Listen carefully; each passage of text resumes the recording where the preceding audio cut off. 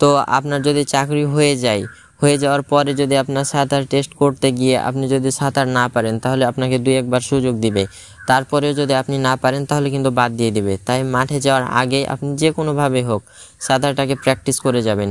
এরপর রয়েছে শরীরে পুড়ে যাওয়া দাগ থাকলে, এই দাগগুলো সহজে রিমুভ করা যায় না। তো আপনি চেষ্টা করবেন, বিভিন্ন ধরনের মলম পাওয়া যায় বাজারে, এই মলমগুলো ব্যবহার করে আপনার দাগটাকে রিমুভ করার। আপনার নখনির সমস্যা থাকলে আপনাকে কিন্তু বাদ দিয়ে দেওয়া হবে। অর্থাৎ পা ভি আকৃতির করে দাঁড়ালে আপনার যদি 2 হাঁটু লেগে যায় তাহলে কিন্তু বাদ দিয়ে দিবে। আমি দেখেছি ম্যাক্সিমাম প্রার্থীকে কিন্তু এই সমস্যার জন্যই প্রাথমিক মেডিকেলে বাদ দিয়ে দেয়। তো আপনি অবশ্যই চেষ্টা করবেন রাতে যখন ঘুমাবেন তখন পায়ের 2 মাঝখানে বালিশ দিয়ে ঘুমাবেন এবং 2 পায়ের গোড়ালি গামছা অথবা নরম কোনো কিছু দিয়ে বেঁধে দিবেন যাতে আপনার ব্যথা না করে এবং 2 হাঁটুর মধ্যটা বালিশের সমান ফাঁক থাকে। আপনি ইউটিউবে ভিডিও দেখলে বুঝতে পারবেন কিভাবে এই নখনের সমস্যা দূর করা যায়। এরপর রয়েছে ভেরিকেস ভেইন প্রবলেম থাকলে, হাত ঘামলে কিন্তু আপনাকে অবশ্যই বাদ দিয়ে দিবে।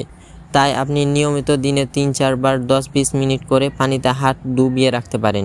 এরপর রয়েছে 2 হাত বাঁকা থাকলে, এটা অবশ্যই বাদ দিয়ে দিবে আপনার যদি 2 হাত বাঁকা থাকে।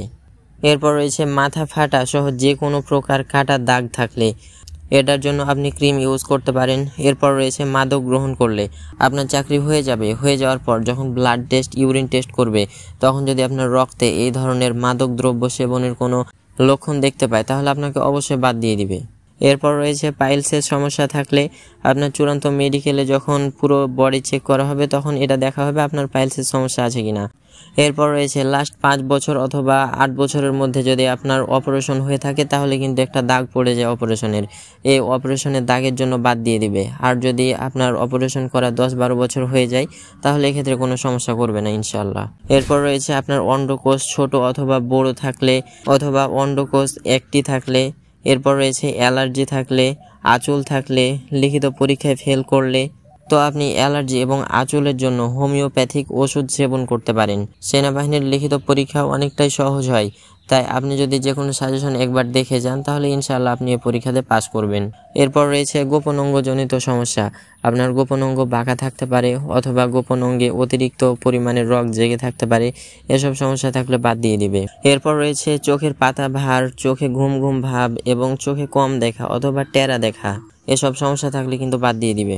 এরপর আপনার কান যদি পাকা থাকে অথবা কানের কোনো সমস্যা থাকে, কানের পর্দার সমস্যা থাকলে, এসব সমস্যা থাকলে কিন্তু বাদ দিয়ে দিবে। তো আপনাকে যদি তাদের চয়েস হয় তাহলে কিন্তু আপনাকে একবার সুযোগ দিতে পারে যে আপনার চাকরি হয়ে যাওয়ার পর আপনাকে এই ডেটের মধ্যে এটাকে সমাধান করে নিয়ে আসতে হবে।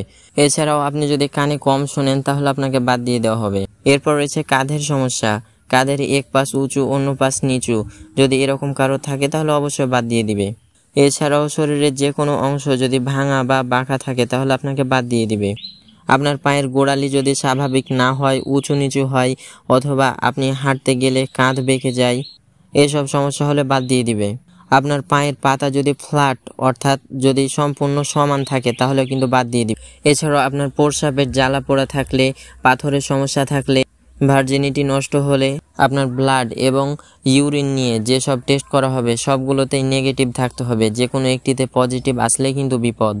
তো আমি চেষ্টা করেছি সেনাবাহিনী, বিমান বাহিনী, নৌবাহিনী, এই 3 বাহিনীতে যেসব সমস্যার জন্য বাদ দিয়ে দেয় তার সবগুলো কারণ পয়েন্ট আকারে আপনাদের সাথে তুলে ধরার। এরপরে 2-1টা পয়েন্ট হয়তো আমার ছুটে যেতে পারে, যার কারণে ক্ষমার দৃষ্টিতে দেখবেন। তো এই ছিল আজকের ভিডিওটি ভালো লাগলে একটি লাইক, সাথে পেজ থেকে দেখলে ফলো এবং চ্যানেল থেকে দেখলে অবশ্যই সাবস্ক্রাইব করে আমাদের সাথেই থাকুন।